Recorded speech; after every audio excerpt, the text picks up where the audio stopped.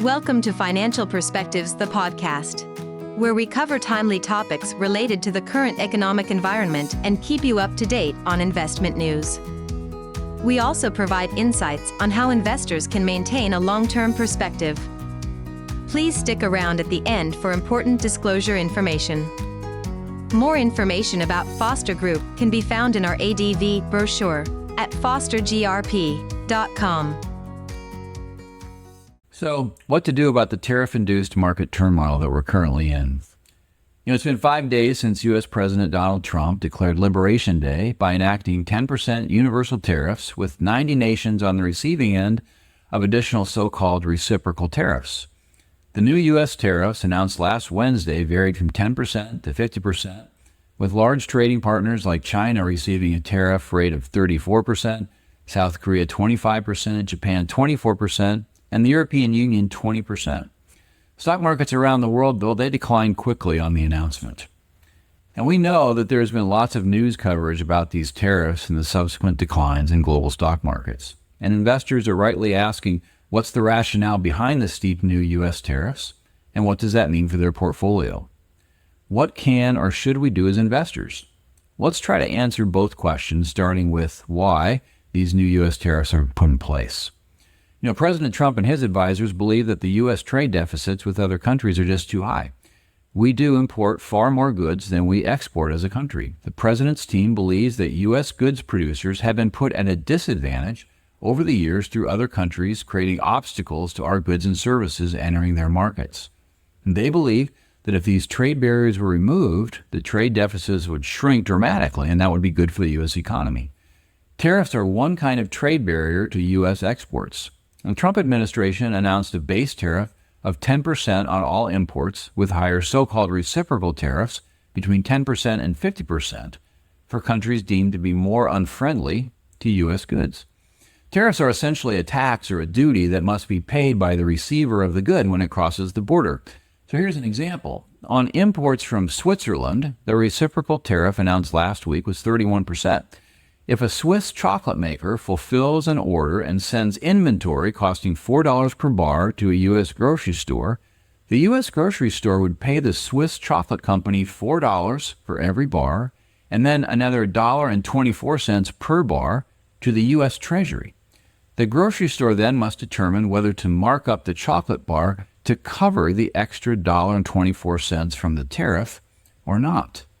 Now, $1.24 doesn't sound like a lot more to pay for a chocolate bar, but what if the thing being purchased is a Volvo?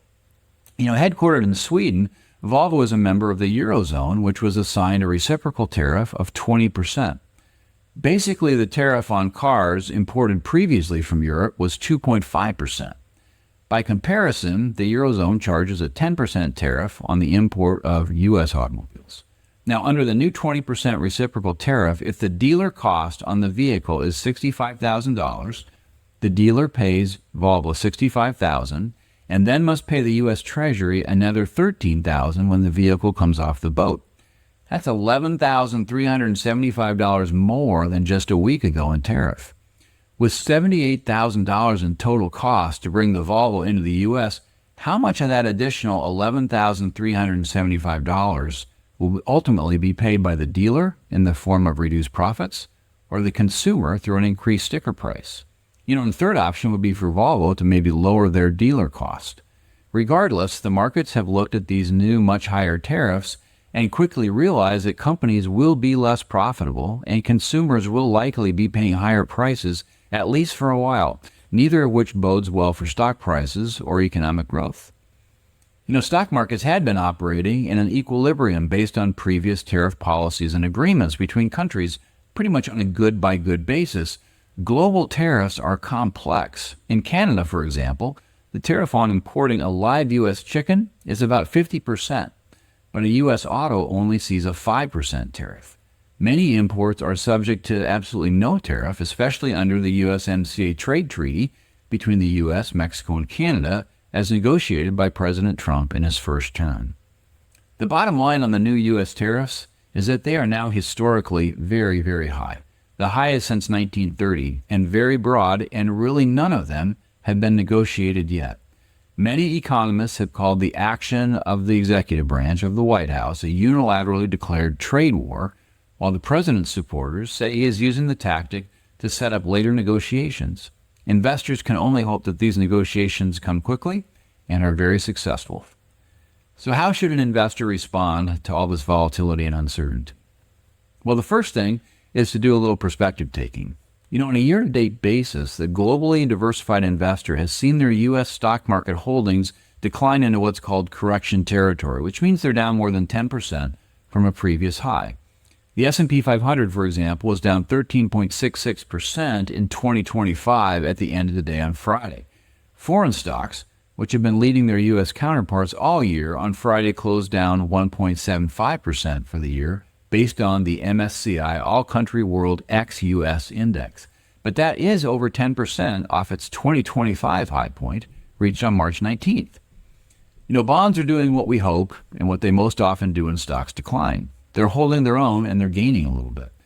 The Vanguard Total Bond Index Exchange Traded Fund is up 2.6% for the year through Friday. So while not great news on the stock market front, given the declines of the last week, in the bigger picture, perhaps a little better than some investors would have expected. And bonds continue to provide positive results both through interest payments and appreciation. Reviewing market history also reminds us that most years see at least one 10% or greater pullback in the U.S. stock market. While never welcome at the time, since 1950, the average worst drawdown within calendar years has been 15.4%. Also since 1950, the average annual return was 11.6% to the positive. Of course, there have been plenty of years when the drawdown has been greater than the average, and we'll see how far this current one extends. As of Friday, the drawdown from the 2025 market high in the U.S. stock market stood at a negative 17.5%. Now, the last time the market declined more than average was 2022. Not that long ago, really.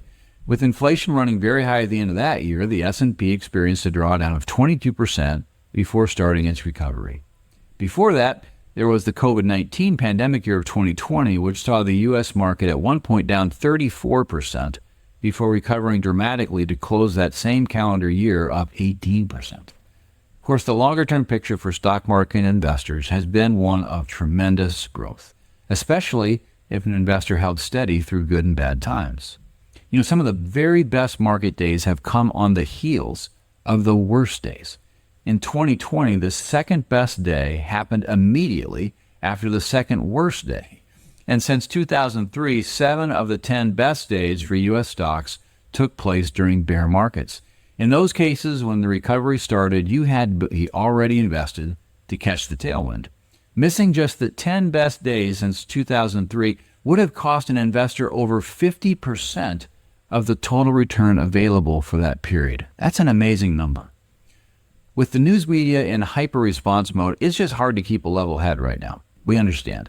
And in highly volatile markets, the hardest thing to do is to stay put. But staying invested through thick and thin in a globally diversified portfolio that has been constructed based on your financial plan, well, that's served long-term investors incredibly well and enabled them to realize their goals. This means that for investors who have been planning to take dollars out of their portfolio here in the near term for living expenses, let's say, well, it usually means that there's already a few years' worth of cash and bonds in place to weather stock market volatility just like this. In our view, that wisdom of long-term investing and the experience still makes the most sense. Now, Joe Wiggins is an author of a blog called Behavioral Investment, and he put out a post last week that included a list of do's and don'ts for investors right now. His list is so good that I'm just going to share it. It should sound like things you've heard from us many times over the years. So here's the don'ts. Don't keep checking your portfolio. Don't watch financial news. Don't think you'll make a good investment decision in this environment. Don't listen to people who didn't predict the current market tumult when they try to predict what's coming next. Really, don't listen to anyone predicting anything. We would say, embrace uncertainty. Now his do's. Do focus on your long-term goals. Do remind yourself that equity markets have generated long-term returns despite frequent periods of losses, which are sometimes severe and really which we can't avoid. Do remember that equity market losses always come alongside some very worrying news about the future. Do remember that nobody knows what will happen next. It might get better. It might get a bit worse. Do remember that this is why you hold a diversified portfolio and have a long-term time horizon for the equities in it.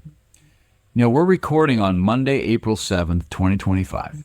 It will likely be an eventful week or weeks with many raised voices sounding various alarms around the world. There is certainly plenty of risk and uncertainty regarding short-term market performance as well as the resolution of this whole tariff turmoil. The Wall Street Journal's Jason Zweig interviewed Brian Taylor, the chief economist at a research firm that analyzes centuries of market data. Taylor said, quote, ultimately, the cost of the tariffs will be recognized and they'll be rescinded. When you look at the past, you see that markets do recover because over time, logic prevails. Taylor's remarks correspond with history. Markets regain their equilibrium and resume their path upwards because people, businesses, and governments are highly motivated to solve problems and to progress. It can be bumpy and a bit unnerving while these problems are being addressed, but we, you and me as long-term investors, have plenty of reasons to remain educated optimists, and perhaps for the coming weeks or months, patient optimists as well. If you have any questions regarding your portfolio or need to talk to an advisor, we encourage you to call Foster Group at your convenience. We'd love to have that conversation. Thanks for listening this morning. Have a great week. The previous presentation by Foster Group was intended for general information purposes only. No portion of the presentation serves as the receipt of, or as a substitute for, personalized investment advice from Foster Group or any other investment professional of your choosing. Different types of investments involve varying degrees of risk, and it should not be assumed that future performance of any specific investment or investment strategy, or any non-investment related or planning services, discussion, or content, will be profitable, be suitable for your portfolio or individual situation, or prove successful. Foster Group is neither a law firm nor accounting firm, and no portion of its services should be construed as legal or accounting advice.